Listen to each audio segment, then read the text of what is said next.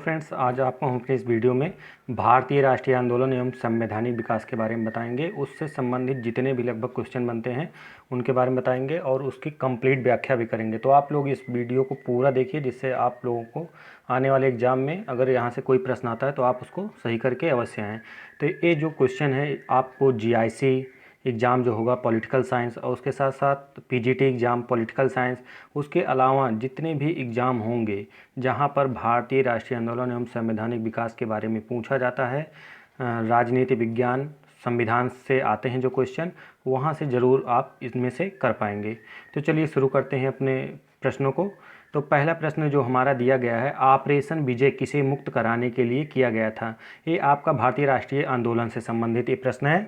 तो ऑपरेशन विजय किसे मुक्त कराने के लिए किया गया था, पांडिचेरी को, कि जम्मू कश्मीर, गोवा, अंडमान निकोबार। इसमें जो आपका सही उत्तर है वो गोवा है। गोवा को मुक्त कराने के लिए ही ऑपरेशन विजय की शुरुआत की गई थी। 1961 में गोवा को पुर्तगालियों से मुक्त कराने के लिए भारतीय नौसेना ने भारत द्वारा चलाए गए सैन्य अभ्यास को ऑपरेशन विजय का नाम दिया गया था।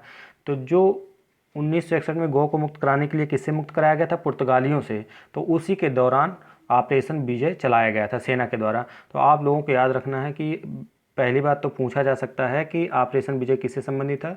तो ऑपरेशन विजय गोवा को मुक्त कराने से संबंधित था। किस सन में चलाया गया था, तो 1961 में। गोवा कब मुक्त हुआ था, 1961 में गोवा मुक्त हुआ था। किससे, पुर्तगालियों से। तो इस तरह के इतने क्वेश्चन पूछे जा सकते हैं। अगला प्रश्न आपका दूसरा है, भारत का संविधान निर्मित हुआ था। भारत का संविधान कब निर्मित हुआ था। तो आपका जो प्रश्न है इसके अनुसार उत्तर 2 जनवरी 1930 को, 15 अगस्त 1947 को, 26 नवंबर 1949 को, और लास्ट ऑप्शन है 26 जनवरी 1950 को। तो आपका संविधान जो निर्मित हुआ था, आप लोग जब प्रस्तावना पढ़ेंगे तो प्रस्तावना में आपके क्या दिया गया है कि एतद द्वारा 26 नवंबर 1949 को बना है। तो लास्ट में जब आप जो लाइन देखेंगे उसी दिन संविधान आपका निर्मित हो गया था पूरी तरीके से, तो माना जाएगा। पूरी तरीके से जब लागू हुआ था वो 26 जनवरी 1950 को लागू हुआ था। संविधान सभा के अथक परिश्रम के बाद, इसकी व्याख्या देख लेते हैं। संविधान सभा के अथक परिश्रम के बाद संविधान 2 वर्ष 11 माह 18 दिन में बनकर तैयार हुआ था। 26 नवंबर 1949 को संविधान बनकर तैयार हो गया था। उसके कुछ उपबंध उसी दिन लागू कर दिए गए थे, लेकिन कुछ उपबंध और जो थे वो 26 जनवरी 1950 को ही लागू किया गया था। अगला प्रश्न है आपका तीसरा, भारत एक गणतंत्र राज्य कब बना। तो भारत एक गणतंत्र राज्य कब बना, जब संविधान हमारा लागू हुआ। और हमारा संविधान कब लागू हुआ था, हमारा संविधान 1950 को लागू हुआ था पूरी तरीके से। तो 1950 अगर पूछा जाए गणतंत्र राज्य कब बना, तो 1950 में ही बिना, 1949 में नहीं, क्योंकि लागू नहीं हुआ था 1949 में। 1950 में 26 जनवरी 1950 को ही लागू हुआ था संविधान हमारा। अगला प्रश्न है, निम्नलिखित में से किस कांग्रेस सदस्य ने माउंटबेटन योजना को अस्वीकार कर दिया था। तो इसमें से कौन से ऐसे सदस्य हैं जिन्होंने माउंटबेटन योजना को अस्वीकार कर दिया था, जो लाई गई थी माउंटबेटन योजना। तो उसमें आपके हैं JB कृपलानी, GB पंत, मौलाना अबुल कलाम आज़ाद, सरदार पटेल। तो इनमें से जो 3 हैं वो शुरुआत में सहमत नहीं थे, लेकिन बाद में धीरे धीरे सहमत हो गए। लेकिन मौलाना अबुल कलाम आज़ाद नहीं हुए थे। आपको याद होगा कि माउंटबेटन योजना जो संबंधित है वो किससे संबंधित है, आपके भारत और पाकिस्तान के बंटवारे से संबंधित है। अगला प्रश्न है, इनमें से कौन भारत का वायसराय था जब अगस्त 1947 में भारत तथा पाकिस्तान के बीच ब्रिटिश इंडिया का विभाजन हुआ था। तो आपको बताना है 1947 में कौन आपका वायसराय था जब भारत और पाकिस्तान के मध्य विभाजन या बंटवारा किया गया था। तो उस समय जो आपके वायसराय थे वो लॉर्ड लुईस माउंटबेटन थे। कौन, लॉर्ड लुईस माउंटबेटन। ये अगस्त 1947 में ब्रिटिश इंडिया का भारत और पाकिस्तान की स्वतंत्रता और विभाजन के समय लॉर्ड लुईस माउंटबेटन जो थे उस समय थे। 8 जून 1947 को इनके द्वारा क्या प्रस्तुत की गई थी, भारत और पाकिस्तान के विभाजन की योजना प्रस्तुत की गई थी 8 जून 1947 को। अगला प्रश्न है, द इंडियन इंडिपेंडेंस बिल, जिसका लक्ष्य भारत तथा पाकिस्तान के बीच ब्रिटिश इंडिया का विभाजन करना था, को ब्रिटिश संसद में कब प्रस्तुत किया गया था।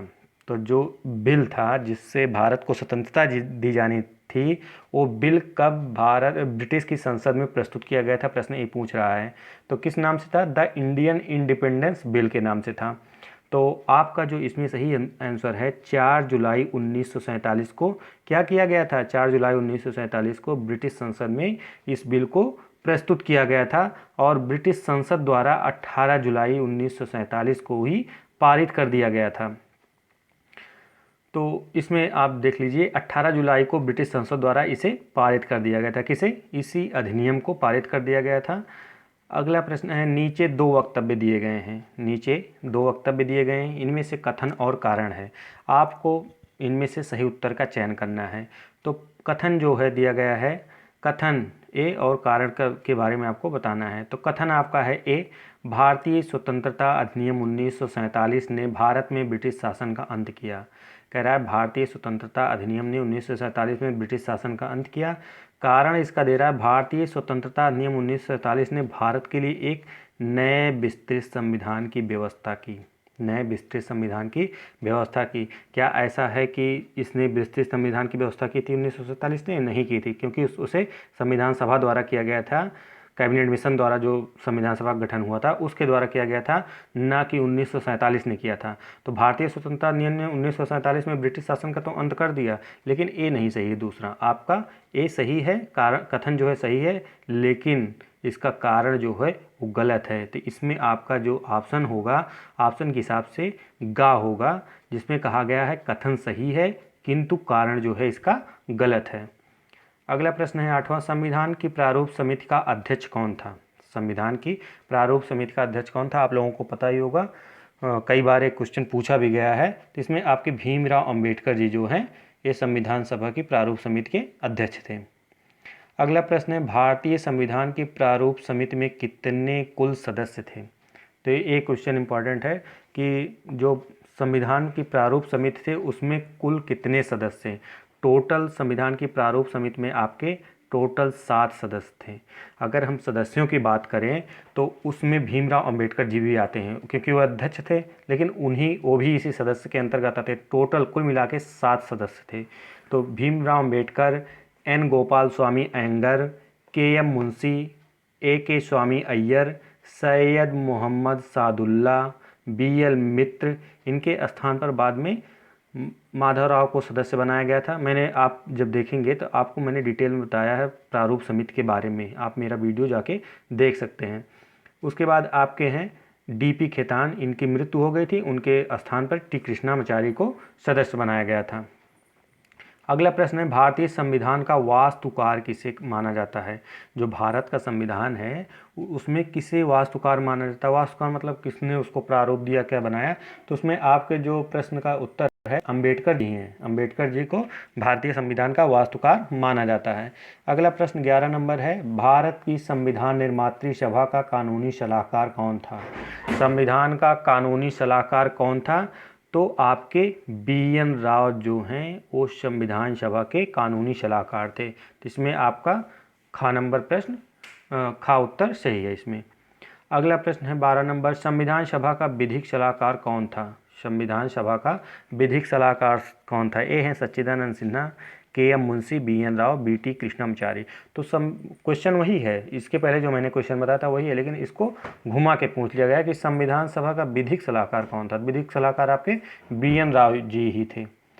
अगला प्रश्न है, भारतीय संविधान सभा में कुल कितनी महिला सदस्य थी?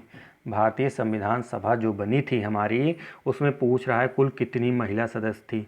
तो टोटल महिला सदस्य की अगर हम बात करें तो टोटल 15 महिला सदस्य थी। तो इसमें 15 सही है। आप देखेंगे कि लगभग जितने क्वेश्चन हैं सब आपके इसमें बन जाएंगे। तो आप लोग इसको ज़रूर देखिए, पूरा देखिए, जिससे आप लोगों को अच्छे से समझ में आए। तो 15 सदस्य थी, महिला सदस्य थी। उनमें उनका नाम क्या क्या था? पहला नाम था विजय लक्ष्मी पंडित, दूसरा राजकुमारी अमृत कौर, सरोजनी नायडू, सुचेता कृपलानी, पूर्णिमा बनर्जी, लीला राय, जी दुर्गाबाई, हंस मेहता, कमला चौधरी, रेणुका राय, मालती चौधरी, दक्षयानी वेलायुधन, बेगम एजाज रसूल, एनी मस्क्रीनी, अम्मू स्वामीनाथन। ये 15 महिलाएं सदस्य टोटल आपकी थी। इसमें आप देख सकते हैं कि कौन कौन हैं। विजय लक्ष्मी पंडित, ये सब सारे नाम दिए गए हैं, आप लोग इसको देख सकते हैं, सारे नाम मैंने इसमें लिखे हैं। अगला है स्वाधीन भारत के संविधान पर संविधान सभा के सदस्यों का हस्ताक्षर हुआ था। मतलब जो स्वाधीन भारत हमारा हुआ था, स्वतंत्र भारत हुआ था, जो संविधान बनाया गया, उस पर संविधान सभा के सदस्यों के हस्ताक्षर कब किया गया था? तो आपको याद होगा जो संविधान सभा की अंतिम बैठक हुई थी वो 24 जनवरी 1950 को हुई थी। उसके पहले टोटल कुल 11 बैठकें हुई थी, 11 बैठकें टोटल हुई थी। तो इसे 12वीं बैठक भी माना जाता है। पीसीएस के एक एग्जाम में पूछा गया था कि 12वीं बैठक संविधान सभा की कब हुई थी? तो 24 जनवरी 1950 को हुई थी। उस दिन बैठक केवल सिग्नेचर करने के लिए हुई थी। तो जो साइन किया गया संविधान पर वो 24 जनवरी 1950 को आपके किया गया था 12वीं बैठक में। अगला प्रश्न है भारतीय संविधान के लागू होने की तिथि क्या है? भारत का संविधान कब लागू हुआ? आप लोगों को पता है 26 जनवरी 1950 को भारत का संविधान लागू हुआ था। भारत के संविधान को अंगीकृत और स्वीकार निम्न वर्ष में किया गया था। संविधान को अंगीकृत स्वीकार निम्न वर्ष में किया गया था। कब स्वीकार किया गया था? तो आप लोगों को पता है किस सन में स्वीकार किया गया था? 1949 में स्वीकार किया गया था। 26 नवंबर 1949 को भारत का संविधान स्वीकार किया गया था। अगला प्रश्न आपका है भारत के संविधान को अंगीकृत किया गया। भारत के संविधान को कब अंगीकृत किया गया था? तो अंगीकृत आपका 26 नवंबर 1949 को किया गया था। अगला प्रश्न है भारत का संविधान बनने में समय लगा, कितना समय लगेगा? सबको रटा होगा कितना समय लगा था? 2 वर्ष 11 माह 18 दिन लगा था। अगला प्रश्न है भारतीय संविधान सभा के अध्यक्ष कौन थे? तो अध्यक्ष कौन थे ये पूछा गया है। तो इसमें से सच्चिदानंद सिन्हा है नहीं, अगर होते तब भी आपके डॉक्टर राजेंद्र प्रसाद आप लगाते, क्योंकि प्रथम या द्वितीय तो पूछा नहीं गया, अध्यक्ष कौन थे सीधा सीधा प्रश्न किया गया। तो डॉक्टर राजेंद्र प्रसाद संविधान सभा के अध्यक्ष थे। अगला प्रश्न है भारतीय संविधान निर्मात्री परिषद की प्रथम बैठक कब हुई थी? भारतीय संविधान परिषद की बैठक कब हुई थी? तो आप जानते हैं कि जो बैठक हुई थी वो आपकी बैठक 9 दिसंबर 1946 को संविधान सभा की जो है वो पहली बैठक का आयोजन किया गया था। अगला प्रश्न है संविधान सभा का गठन किसके अनुसार किया गया? संविधान सभा का गठन किसके अनुसार किया गया था? माउंटबेटन योजना, वेवेल योजना, कैबिनेट मिशन, क्रिप्स मिशन। तो माउंटबेटन योजना के आधार पर तो किया नहीं गया था, क्योंकि उसमें पाकिस्तान की विभाजन किया गया था। कैबिनेट मिशन योजना के अंतर्गत आपके संविधान सभा का क्या किया गया था? संविधान सभा का गठन किया गया था। अगला प्रश्न आपका है भारतीय संविधान सभा की स्थापना वर्ष क्या था? जो भारतीय संविधान बना हमारे स्थापना वर्ष क्या था? 1946, 1947, 1948, 1949। तो आपका पहली बैठक कब हुई थी? 9 दिसंबर 1946 को हुई थी। तो 9 दिसंबर 1946 की जो प्रथम बैठक हुई तो उसका गठन भी कब किया गया? 1946 में ही। तो ऑप्शन ए आपका सही था। अगला प्रश्न है भारत में संविधान सभा का निर्माण किस योजना के अंतर्गत हुआ? भारत में जो संविधान सभा का निर्माण हुआ था वो किस योजना के अंतर्गत किया गया था? तो इसमें जो आपका ऑप्शन है मंत्रिमंडल मिशन, बेबल योजना, राजगोपालाचारी योजना, शिमला मिशन। तो किसके अंतर्गत हुआ? इसमें केवल नाम बदल दिया गया, कैबिनेट के स्थान पर क्या कर दिया गया है?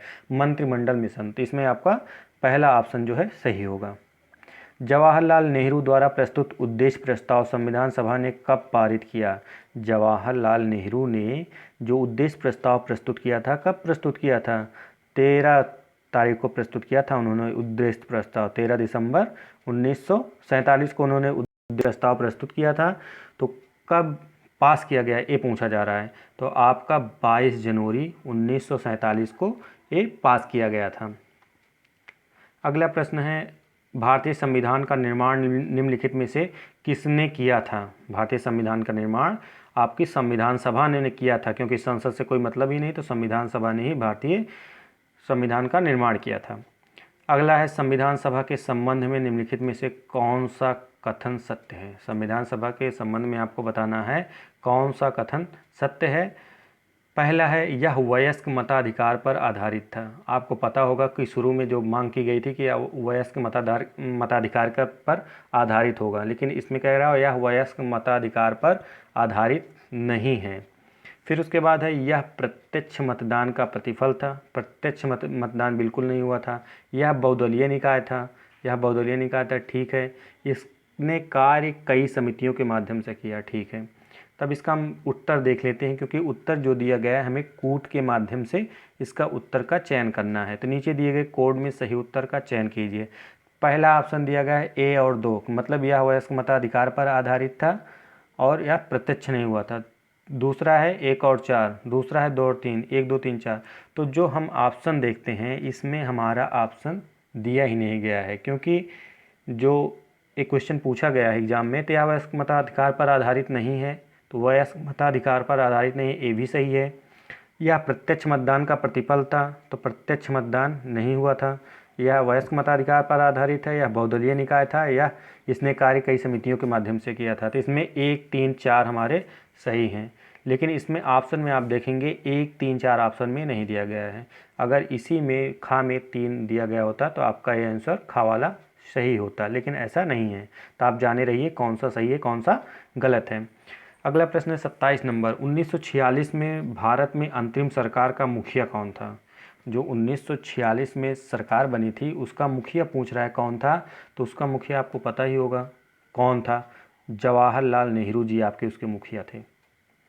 अगला प्रश्न है केंद्र में अंतरिम सरकार की स्थापना हुई थी। केंद्र में अंतरिम सरकार की स्थापना कब हुई थी?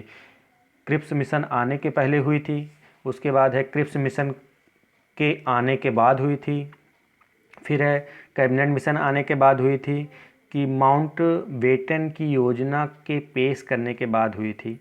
तो आपका जो एम था इसका आंसर वो था कैबिनेट मिशन आने के बाद संविधान सभा का गठन हुआ था, या केंद्र में अंतरिम सरकार की स्थापना हुई थी। अगला प्रश्न है भारत में प्रथम अंतरिम सरकार की घोषणा कब की गई? भारत में प्रथम अंतरिम सरकार की घोषणा कब की गई थी? तो 24 अगस्त 1946 को घोषणा इसकी की गई थी, भारत में प्रथम और अंतरिम सरकार की। कांग्रेस द्वारा इसकी व्याख्या थोड़ा सा हम देख लेते हैं। कांग्रेस द्वारा वायसराय के नवीनतम प्रस्तावों को स्वीकार कर लेने के बाद 1 अगस्त 1946 को लॉर्ड बेवेल ने कांग्रेस अध्यक्ष जवाहरलाल नेहरू को अंतरिम सरकार के गठन के लिए निमंत्रण दिया। तो उन्होंने अपनी सरकार को जो है 24 अगस्त 1946 को बनाया था। अगला प्रश्न है इनमें से कौन सा अखिल भारतीय कांग्रेस समिति का सभापति था जब 6 जून 1946 को कैबिनेट मिशन योजना पर विचार करने के लिए बम्बई में उसका अधिवेशन हुआ था? अखिल भारतीय कांग्रेस समिति का उस समय सभापति कौन था उसके बारे में पूछ रहा है। तो उस समय सभापति जो था, इसके अध्यक्ष जो थे, वो जवाहरलाल नेहरू जी आपके थे जब कैबिनेट मिशन आया था। अगला है निम्नलिखित में से किस एक ने संस्तुत किया कि समस्त अवशिष्ट शक्तियाँ प्रांतों में निहित होनी चाहिए? समस्त अवशिष्ट शक्तियाँ प्रांतों में निहित होनी चाहिए, एक किसने सुझाया था या किसने कहा था? तो इसको कैबिनेट मिशन ने ही कहा था। वह स्थान जहां नौसेना ने 1946 में भारत में ब्रिटिश शासन के विरुद्ध खुला विद्रोह कर दिया था, कौन सा स्थान था जहां पर 1946 में नौसेना ने विद्रोह किया था? तो आपको पता होगा अगर आप पढ़े हैं तो बम्बई वह स्थान था, तो बम्बई इसमें सही है। अगला है कैबिनेट मिशन भारत कब आया? कैबिनेट मिशन भारत कब आया था? तो कैबिनेट मिशन आपका भारत 24 मार्च 1946 को आया था। निम्नलिखित में से कौन कैबिनेट मिशन का सदस्य नहीं था? कैबिनेट मिशन का सदस्य कौन नहीं था इसके बारे में आपको बताना है। तो आपके एवी अलेक्जेंडर भी उस समय थे, पैथिक लॉरेंस भी थी, सर स्टेफोर्ड क्रिप्स थे। तो इसमें लॉर्ड वेवेल आपके कैबिनेट मिशन के सदस्य नहीं हैं, तो इसलिए ये ऑप्शन सही है। निम्नलिखित में से कौन सा युग्म सुमेलित नहीं है, आपको इसके बारे में बताना है। तो साइमन कमीशन आप लोगों को पता होगा कब आया था, 1927 में ही आया था। नमक सत्याग्रह 1930 में हुआ था, 12 मार्च 1930। आपको इसको पता होना चाहिए, अगर पता रहेगा तो आप सुमेलित करने में इसमें भी सही कर सकते हैं, जिसमें कौन सा युग्म सुमेलित नहीं इसके बारे में पूछा जाता है। फिर अगला है गांधी इरविन समझौता 1931 में हुआ था, बेवेल योजना 1944। एक गलत है आपका, क्योंकि बेवेल योजना जो है 1945 में प्रस्तुत की गई थी। तो यही ऑप्शन आपका सही होगा। अगला है सूची 1 और सूची 2 को सुमेलित करना है। तो इसमें सुमेलित करने वाला ऑप्शन मैंने नहीं दिया, लेकिन आप लोगों को मैं सुमेलित करके बता दे रहा हूँ कौन कैसे रहेगा। पूना समझौता कब हुआ था? पूना समझौता अंबेडकर और गांधी के मध्य हुआ था। ये 26 सितंबर 1932 को हुआ था, क्योंकि गांधी बाबा ने क्या किया था? भूख हड़ताल कर दी थी। भूख हड़ताल कर दी थी, उसी दौरान इनमें समझौता हुआ और 26 सितंबर 1932 को हुआ, जिसके लिए आरक्षण के लिए कितने सीटों का प्रस्ताव होगा, इतने पर अनुसूचित जाति वाले चुनाव लड़ेंगे। उसके बाद अगस्त प्रस्ताव कब हुआ था? 8 अगस्त 1940 को। वर्धा प्रस्ताव कब हुआ था? 14 जुलाई 1942 को। बेबेल योजना 4 जून 1945 को। तो इससे क्या हुआ? आपको सारे के सारे डेट के बारे में पता चल गया, कौन सी योजना किस तारीख को प्रस्तावित थी या प्रस्ताव हुआ था या आया था। तो इसके ये प्रश्न था। अगला देखते हैं, निम्नांकित को कालक्रम के अनुसार व्यवस्थित करना है। आपको कालक्रम के अनुसार व्यवस्थित करना है। तो स्वदेशी आंदोलन, आपका स्वदेशी आंदोलन जो था कब हुआ था? 1905 में, जब बंगाल का विभाजन हुआ था। मुस्लिम लीग की स्थापना, आपकी मुस्लिम लीग की स्थापना कब हुई थी? 1906 में हुई थी। भारत छोड़ो आंदोलन 1942 में। उसके बाद आपका है चौथा, कांग्रेस द्वारा स्वराज को अपना लक्ष्य घोषित करना। तो कांग्रेस द्वारा अपने स्वराज को लक्ष्य कब घोषित किया था? 1929 में उसने लक्ष्य घोषित किया था। ठीक, तो इसके अनुसार हम देख लेते हैं कि कौन सा ऑप्शन इसमें से आपका सही होगा। तो इसमें 1, 2, 4, 3 आपका गा वाला ऑप्शन सही होगा। अगला प्रश्न देखते हैं 38 नंबर। आप अपने किस अधिवेशन में मुस्लिम लीग ने यह नारा दिया, विभाजन करो और यहाँ से जाओ? किस अधिवेशन में मुस्लिम लीग ने कहा था विभाजन करो और यहाँ से जाओ? कौन से अधिवेशन में किया गया था? लाहौर अधिवेशन, कराची, लखनऊ या कराची 1943? कराची 2 बार दिया गया, लेकिन दो नोमेशन चेंज है, एक में 1933 है और एक में क्या है? 1943 है। तो जो कराची का 1943 वाला सम्मेलन हुआ था, उसी में कहा गया था कि विभाजन करो और यहाँ से जाओ। अगला प्रश्न है, भारत छोड़ो आंदोलन कब प्रारंभ हुआ था? तो भारत छोड़ो आंदोलन अगर विकल्प में जो दिया गया है उसके अनुसार 8 अगस्त 1942 को भारत छोड़ो आंदोलन आपका शुरू हुआ था। अगला प्रश्न है, भारत छोड़ो प्रस्ताव अखिल भारतीय कांग्रेस समिति द्वारा पारित किया गया था। अखिल भारतीय समिति द्वारा जो भारत छोड़ो प्रस्ताव था वह कब पारित किया गया था? तो इसमें जो ऑप्शन है, जुलाई 1942 को, अगस्त 1942 को, अगस्त 1943 को, तो अगस्त 1944 को। भारत छोड़ो प्रस्ताव जो आपका पारित किया गया था वो अगस्त 1942 में पारित किया गया था। अगला प्रश्न है, निम्नलिखित में से कौन सा युग्म सुमेलित नहीं है? आपको इसमें बताना है कि कौन सा युग्म जो है वो सुमेलित नहीं है।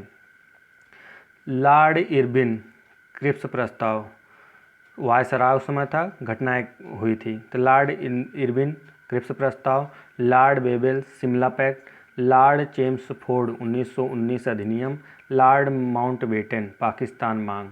तो इनमें से आपको बताना है। तो आपका इसमें जो देखेंगे ए भी सही है, लॉर्ड चेम्सफोर्ड ए सही है, lord Wavell Shimla pact, lord Irwin Cripps प्रस्ताव। तो इरविन के समय जो हुआ था वो क्रिप्स प्रस्ताव नहीं हुआ था। तो इनमें से कौन कह रहा सुमेलित नहीं है? तो इसमें देख लेते हैं इसकी व्याख्या। स्टेफोर्ड क्रिप्स के नेतृत्व में क्रिप्स 1942 में भारत आया था। इस समय भारत का वायसराय कौन था? लॉर्ड लिनलिथगो था 1936 से 1944 के दौरान। तो विकल्प जो है ये आपका सही सुमेलित नहीं है। उसके बाद 23 मार्च 1940 को मुस्लिम लीग का अधिवेशन लाहौर में हुआ था। इसकी अध्यक्षता कौन की थी? मोहम्मद अली जिन्ना ने की। इसके बाद भारत का वायसराय लॉर्ड लिनलिथगो था जब अधिवेशन हुआ था, मुस्लिम राष्ट्र ने पाकिस्तान की मांग की थी। तो इसके अनुसार आपका जो है डी भी सही होता है। तो आपके दो इसमें सही है। अगला देखते हैं, निम्न में से किसने क्रिप्स प्रस्ताव को पोस्ट डेटेड चेक कहा था? पोस्ट डेटेड चेक किसने कहा था? MK गांधी ने कहा था। महात्मा गांधी ने पोस्ट डेटेड चेक कहा था। अगला प्रश्न है, अक्टूबर 1944 में गांधी जी द्वारा शुरू किया गया व्यक्तिगत सविनय अवज्ञा आंदोलन का प्रथम सत्याग्रही कौन था? जो अक्टूबर 1944 में गांधी जी द्वारा शुरू किया गया था सविनय अवज्ञा आंदोलन, उसका प्रथम सत्याग्रही कौन था? तो प्रथम सत्याग्रही आपके आचार्य विनोबा भावे थे और द्वितीय सत्याग्रही आपके जवाहरलाल नेहरू जी थे। अगला है, मुस्लिम लीग ने मुक्ति दिवस कब मनाया था? मुस्लिम लीग जो थी वो मुक्ति दिवस कब मनाई थी?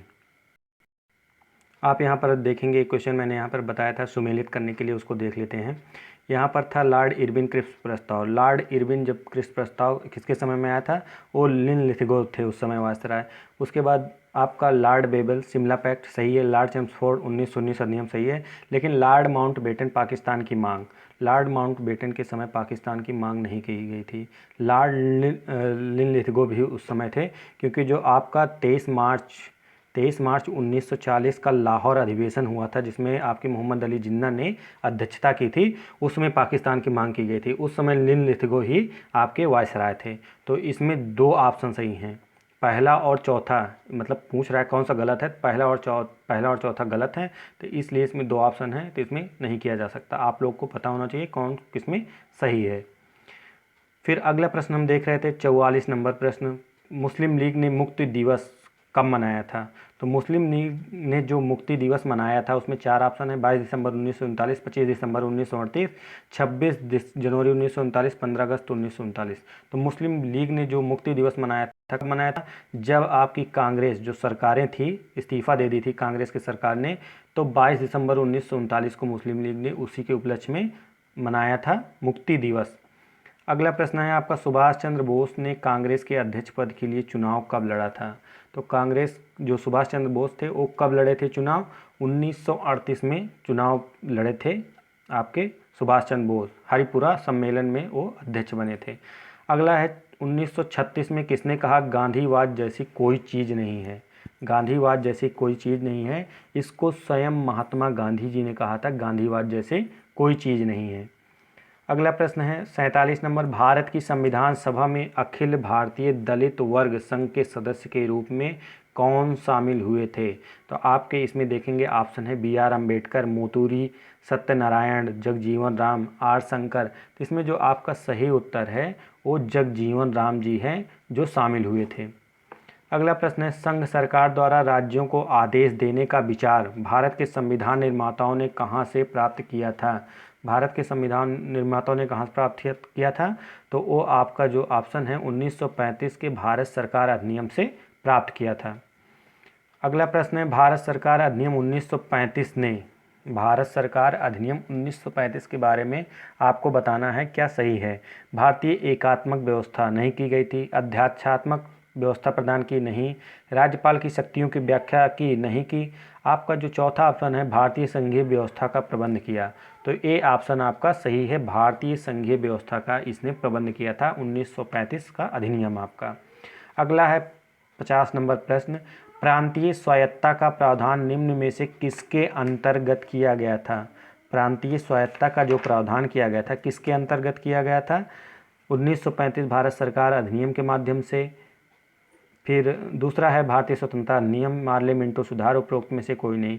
तो प्रांतीय स्वायत्तता का प्रावधान आपको जो किया गया था 1935 भारत सरकार के अधिनियम के माध्यम से किया गया था।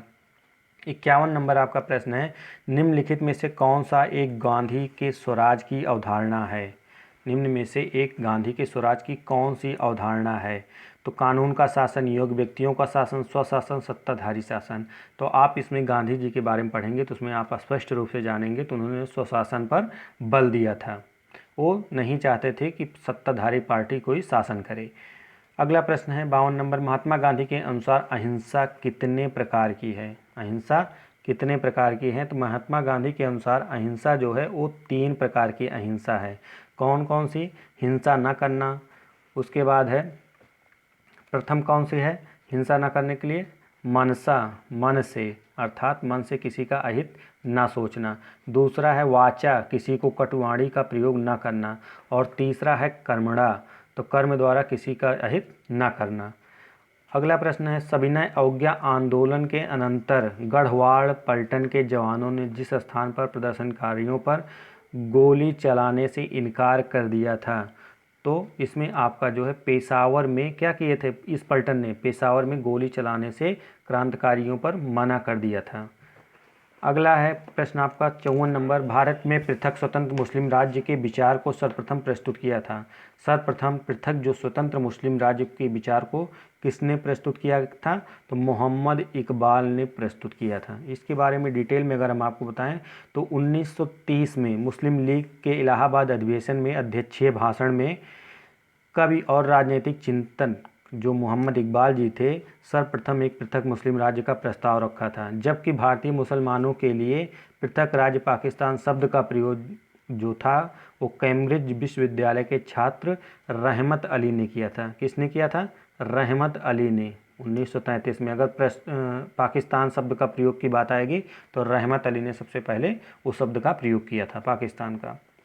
अगला प्रश्न है 55 नंबर, किसने गांधी जी के नमक सत्याग्रह की तुलना नेपोलियन की पेरिस यात्रा से की थी?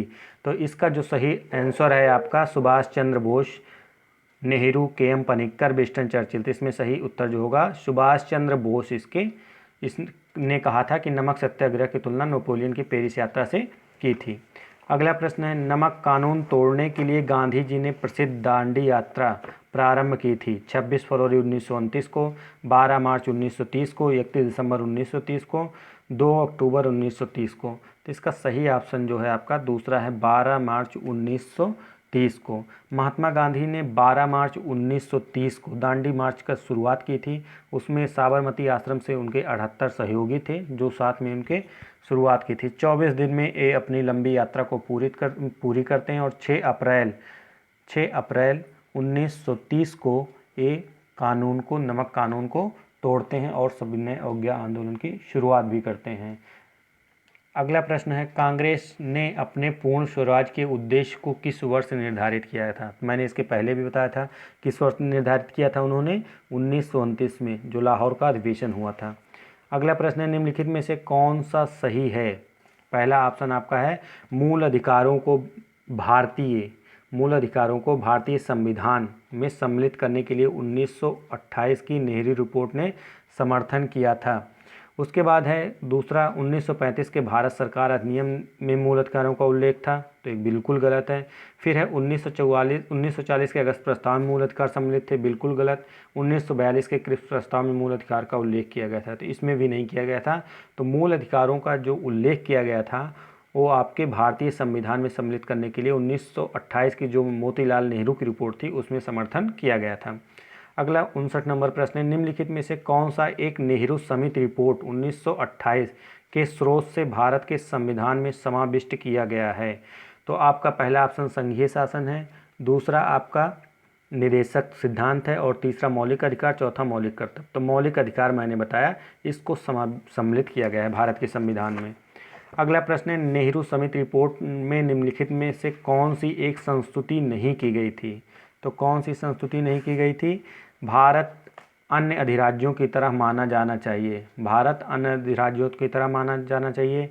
फिर दूसरा है आपका केंद्र में मुस्लिमों के लिए सीटें आरक्षित नहीं होंगी, संसद द्विसदनात्मक हो, सिंध एक मुस्लिम बाहुल प्रांत होगा। तो इसमें नेहरू रिपोर्ट ने सभी का जिक्र किया था लेकिन मात्र एक का जिक्र नहीं किया था कि सिंध एक मुस्लिम बाहुल प्रांत होगा। अगला प्रश्न है, गांधी द्वारा चलाया गया बारदोली आंदोलन किसके विरुद्ध था?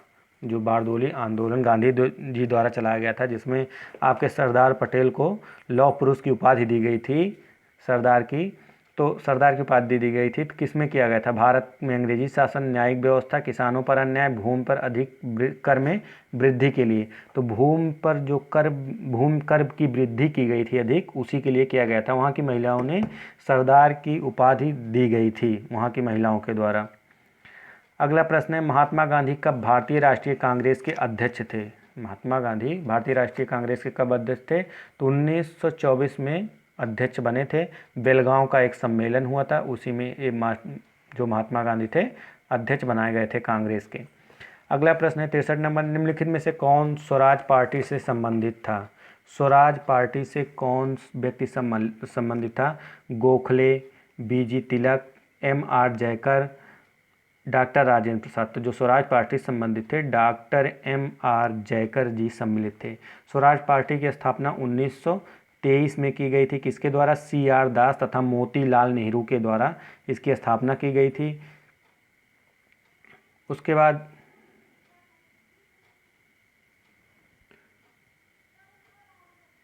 आप देखेंगे कि M.R. जयकर भी स्वराज पार्टी में संबंधित थे। डॉक्टर राजेंद्र प्रसाद गांधी के समर्थक थे तथा वह स्वराज पार्टी के समर्थक नहीं थे, जबकि गोखले एवं बाल गंगाधर तिलक जो है स्वराज पार्टी में पहले से उसके पहले ही उनकी मृत्यु हो चुकी थी। अगला प्रश्न देखते हैं, स्वराज दल की स्थापना का मुख्य मुद्दा क्या था? स्वराज दल की जो स्थापना हुई थी, मुख्य मुद्दा क्या था? जलियांवाला बाग हत्याकांड, बिल्कुल गलत।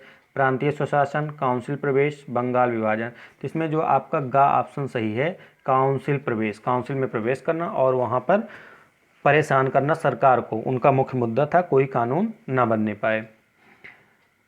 अगला प्रश्न हम देखते हैं कि जो है फरवरी 1922 में असहयोग आंदोलन के अचानक स्थगित किए जाने पर निम्नांकित में से किसने यह टिप्पणी की?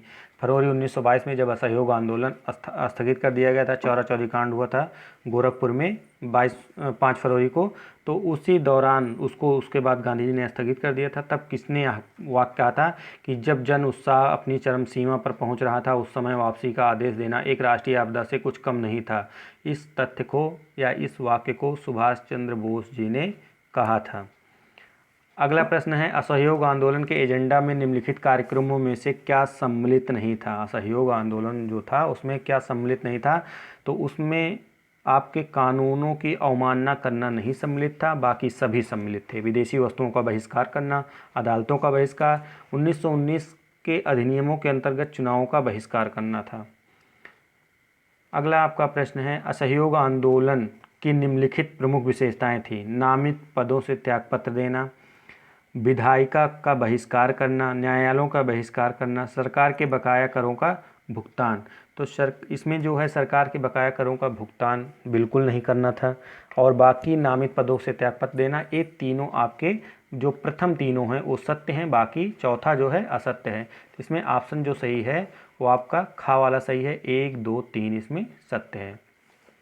अगला है, 1919 के जलियांवाला बाग की जांच के लिए जो समिति गठित की गई वह जानी जाती है किस नाम से? तो जलियांवाला बाग हत्याकांड के लिए जांच के लिए जो समिति गठित की गई थी वो हंटर समिति के नाम से जानी जाती है। जलियांवाला बाग हत्याकांड 13 अप्रैल 1919 को हुआ था। तारीख भी बहुत पूछी जाती है, कब हुआ था?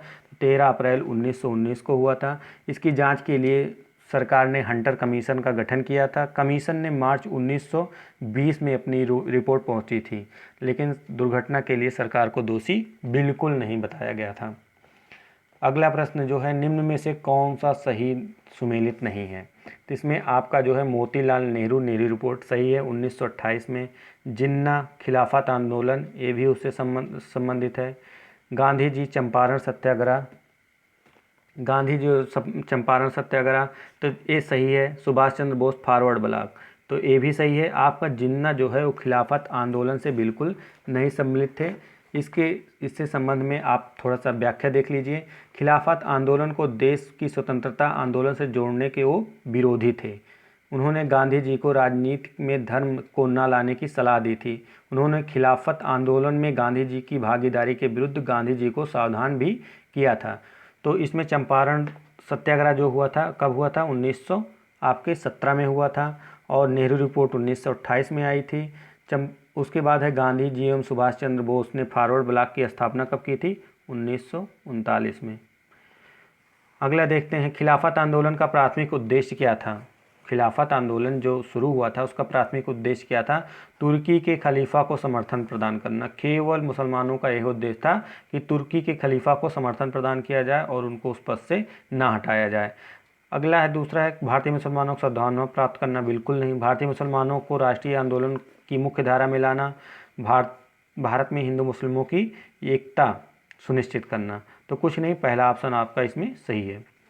अगला है, भारत सरकार अधिनियम 1919 में निम्न में से किस पर आधारित था? जो भारत सरकार अधिनियम 1919 आया था वो किस पर आधारित था? किस नाम से उसको जाना जाता है?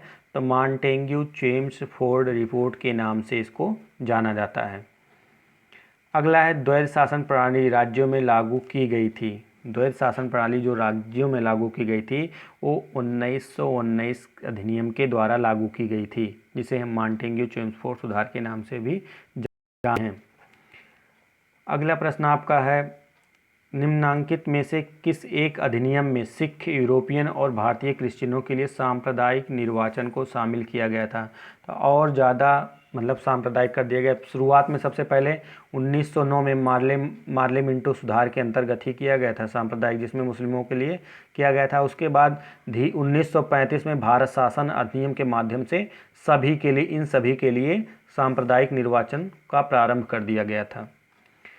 अगला प्रश्न है, महात्मा गांधी के जन आंदोलन का प्रथम अनुभव कब हुआ था? जन आंदोलन का प्रथम अनुभव जो महात्मा गांधी जी को हुआ था वो चंपारण में हुआ था, जब चंपारण में गए थे तिनकटिया पद्धति के खिलाफ आंदोलन करने के लिए।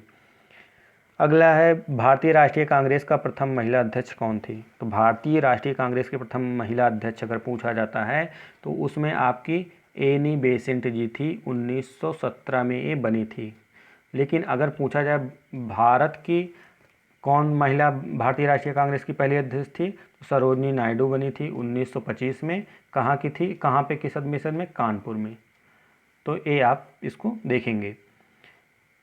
इसमें देखिए, एनी बेसेंट 1917 में कांग्रेस की प्रथम महिला अध्यक्ष चुनी गई थी। सरोजनी नायडू 1925 में कानपुर अधिवेशन की चुनी गई थी।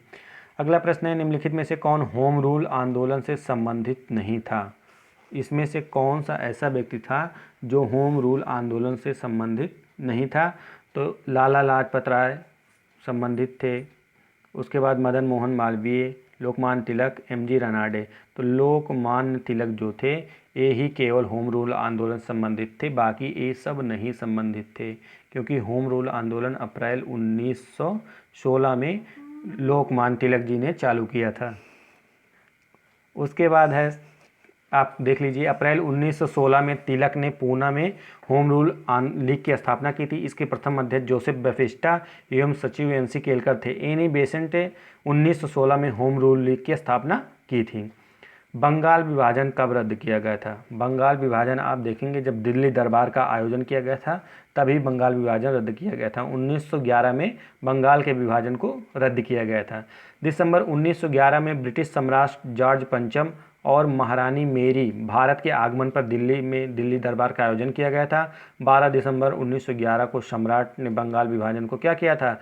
रद्द घोषित कर दिया गया था, और जो राजधानी है कलकत्ता की जगह भारत की राजधानी दिल्ली को बना दिया गया था। अगला प्रश्न है, सन 1909 के एक्ट को दूसरे किस नाम से पुकारा जाता है?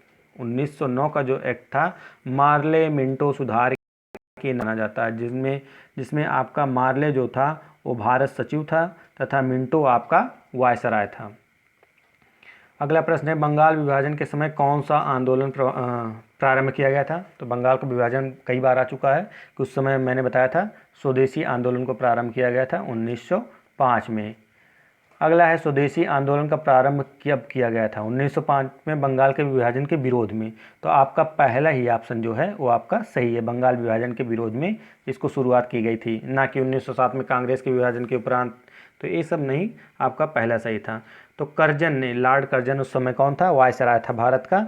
20 जुलाई 1905 को क्या किया था उसने? लॉर्ड कर्जन ने 20 जुलाई 1905 को बंगाल विभाजन की घोषणा की थी। उसके परिणाम स्वरूप कलकत्ता के टाउन हॉल में स्वदेशी आंदोलन की घोषणा की गई थी। अश्विनी कुमार दत्त ने स्वदेश बांधो समिति की घोषणा की। अश्विनी कुमार जो थे वो स्वदेश बांधो समिति की घोषणा की थी। पूछा जाए स्वदेश बांधो समिति का गठन किसने किया था? तो अश्विनी कुमार दत्त ने की थी। 16 अक्टूबर को 1905 को बंगाल का विभाजन प्रभावी हो गया था। उसके बाद बहुत बड़ा आंदोलन हुआ था और फिर बाद में सरकार बाद में मानती है, उसके पहले नहीं मानती है। अगला प्रश्न है, गोपाल कृष्ण गोखले किस वर्ष अखिल भारतीय कांग्रेस समिति के अध्यक्ष बने थे? तो गोपाल कृष्ण गोखले जो है वो 1905 में अखिल भारतीय कांग्रेस समिति के अध्यक्ष आपके बने थे। अगला प्रश्न है 82 नंबर, इसमें देख लेते हैं थोड़ी सी व्याख्या। 21वां वार्षिक अधिवेशन वाराणसी में संपन्न हुआ था, जिसकी अध्यक्षता गोखले ने की थी। इसमें इन्हें विपक्ष के नेता की उपाधि भी दी गई थी। किसकी उपाधि? पूछा जा सकता है कि गोखले को विपक्ष के नेता की उपाधि किस सम्मेलन में दी गई थी? तो 21वां वार्षिक अधिवेशन वाराणसी में जो हुआ था उसमें, जिसमें ये अध्यक्ष बनाए गए थे। अगला है, गांधी जी द्वारा किसको अपना राजनीतिक गुरु माना गया है? गांधी जी ने अपना राजनीतिक गुरु किसको माने हैं? गोपाल कृष्ण गोखले को ही गांधी जी ने अपना राजनीतिक गुरु माना है। अगला प्रश्न है, निम्नलिखित उदारवादी नेताओं में किसे चांदी की वाड़ी वाला वक्ता कहा गया है? तो चांदी की वाड़ी वाला वक्ता जो कहा गया है इसमें गोपाल कृष्ण गोखले को ही कहा गया, क्योंकि बहुत अच्छा बोलते थे और स्पष्टवादिता के लिए जाने जाते हैं। 84 नंबर प्रश्न, निम्नलिखित में से कौन से एक वक्तव्य से बाल गंगाधर तिलक संबंधित नहीं है? कौन से एक वक्तव्य से बाल गंगाधर तिलक का संबंध बिल्कुल नहीं है? वह नरमपंथियों के उद्देश्य एवं तरीकों से प्रसन्न थे। बिल्कुल नहीं प्रसन्न थे। वह नरमपंथियों के उद्देश्य एवं तरीकों से प्रसन्न नहीं थे। अगला है, लक्ष्यों को प्राप्त करने के लिए संवैधानिक तरीकों एवं हिंसा में विश्वास करते थे। उन्होंने मराठी में केसरी और अंग्रेजी में मराठा नाम के 2 साप्ताहिक पत्रों का प्रारंभ किया। तो आपका चौथा ऑप्शन ए भी सही है कि उन्होंने केसरी और मराठी नाम से 2 साप्ताहिक पत्रिका चालू की थी। लक्ष्यों को प्राप्त करने के लिए दोनों तरीकों में विश्वास करते थे। वह नरमपंथियों के उद्देश्य एवं तरीकों से प्रसन्न नहीं थे। वह नरमपंथियों के उद्देश्य एवं तरीकों से प्रसन्न थे। तो इसमें जो आपका पहला ऑप्शन है वो आपका इसमें गलत है, मतलब इस क्वेश्चन के अनुसार आपका ये सही होगा। 85 नंबर प्रश्न देखते हैं, भारतीय राष्ट्रीय कांग्रेस नरमपंथियों को विश्वास था। जो राष्ट्रीय कांग्रेस नरमपंथी थे उनको किसमें विश्वास था? शांतिपूर्ण संवैधानिक तरीकों में शांतिपूर्ण जाते थे, अन्य विनय की नीति को अपनाते थे, उसी को उनको पसंद था। उसी के माध्यम से वो चाहते थे कि भारत आज़ाद हो। बाकी भारत आज़ाद उस तरीके से कभी ना होता। बाकी और जो ऑप्शन है इसमें गलत है। अगला प्रश्न देखते हैं, भारतीय राष्ट्रीय कांग्रेस का निर्वाचित प्रथम यूरोपीय अध्यक्ष कौन था? इसको मैंने यूट्यूब पे भी आप देखेंगे, उसमें जो क्वेश्चन वाला सेशन होता है मैंने उसमें भी पूछा था। तो काफ़ी लोगों ने इसमें गलत दिया था, कुछ लोगों ने ही सही इसका उत्तर दिया था कि भारतीय राष्ट्रीय कांग्रेस का निर्वाचित प्रथम यूरोपीय अध्यक्ष कौन था? तो जॉर्ज यूले जो है वो प्रथम यूरोपीय अध्यक्ष था जो भारतीय राष्ट्रीय कांग्रेस का निर्वाचित किया गया था। तो भारतीय राष्ट्रीय कांग्रेस का चतुर्थ अधिवेशन 1988 में कहाँ हुआ था? प्रयागराज में संपन्न हुआ था, जिसकी अध्यक्षता किसने की थी? जॉर्ज यूले ने की थी। तो जॉर्ज यूले ने की थी, प्रथम राष्ट्र वही बना था। सूची 1 और 2 को सुमेलित करना है आपको। पहला जो दिया गया, वेदों की ओर लौट चलो, किसने कहा था? दिल्ली चलो, करो या मरो, इनकलाब जिंदाबाद। तो इसमें आपको वेदों की ओर लौट चलो, तो इसमें दयानंद सरस्वती ने इसको कहा था, वेदों की ओर लौट चलो। दिल्ली चलो किसने कहा था? सुभाष चंद्र बोस जी ने। करो या मरो का नारा महात्मा गांधी जी ने दिया था। इनकलाब जिंदाबाद भगत सिंह ने। तो ये आपके सही सुमेलित ऑप्शन है। अगला प्रश्न है आपका, किसका काल भारतीय राष्ट्रीयवाद का बीजांकुरण काल कहा जाता है? किसके काल को भारतीय बीजांकुरण काल कहा जाता है? तो लॉर्ड लिट्टन को भारतीय राष्ट्रीयवाद का बीजांकुरण काल कहा जाता है, क्योंकि उसी के समय राष्ट्रवाद की भावना पनपी थी। लॉर्ड लिट्टन 1876 से 1880 के अंतर्गत वायसराय था, जिसमें दमनकारी नीतियों के फलस्वरूप भारतीयों में एकजुटता हो गई। अगर आप किसी को दमन करना चाहेंगे तो उसमें क्या होगी? एकजुटता होने का प्रयास करेगा, और वही हुआ, एकजुटता की भावना का विकास हुआ। आईसीएस उसी के समय में आईसीएस के लिट्टन ने, आईसीएस की जो परीक्षा होती थी उसको लिट्टन ने उसकी आयु सीमा 21 वर्ष से घटाकर क्या कर दी थी? 19 वर्ष कर दी थी। और उसी के दौरान पर 1878 वर्नाकुलर प्रेस एक्ट पारित किया गया था तथा सशस्त्र अधिनियम 1978 में ही बनाया गया था, जो काफ़ी घातक सिद्ध हुआ। अगला प्रश्न है 89, भारत में प्रतिनिधि सरकार की नींव किस अधिनियम द्वारा पड़ी थी? जो भारत में प्रतिनिधि सरकार की नींव थी वो किस अधिनियम द्वारा पड़ी थी? तो वो 1861 के अधिनियम के द्वारा आपके प्रतिनिधि की नींव पड़ी थी। तो इसमें आपका गा ऑप्शन सही है। 1861 के अधिनियम के माध्यम से विधि बनाने का कार्य 1861 के अधिनियम के माध्यम से विधि बनाने का कार्य में भारतीयों के सहयोग को प्रारंभ किया गया तथा प्रांतीय विधानसभा को विधि बनाने का अधिकार भी दिया गया, जिससे प्रांतीय स्वायत्तता की नींव पड़ी। पूछा जाए प्रांतीय स्वायत्तता की नींव किस अधिनियम के माध्यम से पड़ी? तो 1861 के माध्यम से ही पड़ी थी। अगला प्रश्न है, निम्न में से किस कानून द्वारा ईस्ट इंडिया कंपनी से सत्ता ब्रिटिश साम्राज्य को हस्तांतरित कर दी गई? किस कानून द्वारा ईस्ट इंडिया कंपनी को सत्ता ब्रिटिश साम्राज्य द्वारा हस्तांतरित कर दी गई? तो आप देखे होंगे जब 1857 का विद्रोह हुआ था उसी के दौरान कंपनी को हटाने का फैसला लिया गया, और उसके बाद अधिनियम जो आया था भारत सरकार अधिनियम 1858 के माध्यम से ब्रिटिश साम्राज्य को सत्ता को हस्तांतरण कर दिया गया था। गवर्नर जनरल का उसी समय पदनाम बदलकर भारत का वायसराय कर दिया गया था। तो भारत का प्रथम वायसराय लॉर्ड कैनिंग को उस समय बनाया गया था। अगला प्रश्न है 91, सर्वप्रथम किसने 1857 के विद्रोह को भारत का प्रथम स्वतंत्रता संग्राम कहा था? सर्वप्रथम किसने कहा था जो 1857 का विद्रोह हुआ था उसको प्रथम स्वतंत्रता संग्राम किसने कहा था? तो बी.डी. सावरकर ने ही प्रथम स्वतंत्रता संग्राम आपके कहा था। सावरकर की पुस्तक एक थी the Indian war of independence 1857, इसी पुस्तक में इन्होंने कहा था। अगला प्रश्न है, निम्न में से किस आधार पर स्वामी दयानंद सरस्वती ने सर्वोच्चता को निर्धारित करने का विरोध किया? तो जन्म के आधार पर, जो दयानंद सरस्वती थे उन्होंने जन्म के आधार पर ही सर्वोच्चता को निर्धारित करने का विरोध किया था। अगला प्रश्न है, सर्वप्रथम किसने अपने लेखन के माध्यम से स्वराज की मांग उठाई थी? लेखन के माध्यम से किसने स्वराज की मांग उठाई थी? तो पहला ऑप्शन है राजा राम मोहन राय, दूसरा रामकृष्ण परमहंस, तीसरा स्वामी विवेकानंद और चौथा है स्वामीनंद दयानंद सरस्वती। तो स्वामी दयानंद सरस्वती ने ही आपके मांग उठाई थी। सर्वप्रथम दयानंद सरस्वती ने स्वराज शब्द का प्रयोग किया और हिंदी को राष्ट्रभाषा के रूप में स्वीकार किया। उन्होंने सबसे पहले विदेशी वस्तुओं के बहिष्कार करने तथा स्वदेशी को अपनाने पर बल दिया था। तो स्वराज शब्द का सबसे पहले इन्होंने प्रयोग किया था। पूछा जाए स्वराज शब्द का सबसे पहले किसने प्रयोग किया था? दयानंद सरस्वती ने। अगला प्रश्न है, निम्न में से किसे भारतीय राष्ट्रीयवाद का पैगंबर तथा आधुनिक भारत का पिता कहा जाता है? तो अगर आप देखेंगे तो राजा राम मोहन राय को भारत का पिता भी कहा जाता है।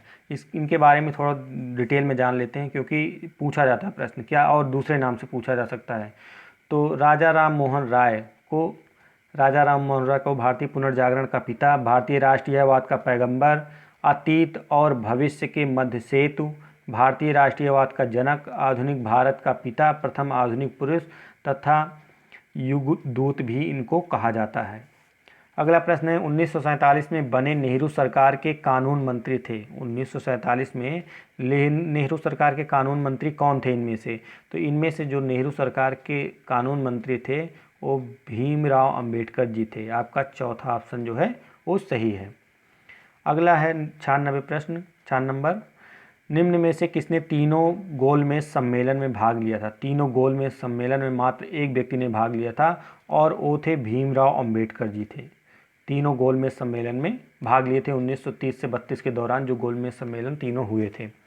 अगला प्रश्न है, निम्नलिखित में से किसमें गांधी जी ने पहली बार हथियार के रूप में भूख हड़ताल को इस्तेमाल किया था? तो भूख हड़ताल का इस्तेमाल गांधी जी ने किस में किया था? आपके अहमदाबाद कारखाने की भूख हड़ताल में इन्होंने किया था, अहमदाबाद कारखाने में।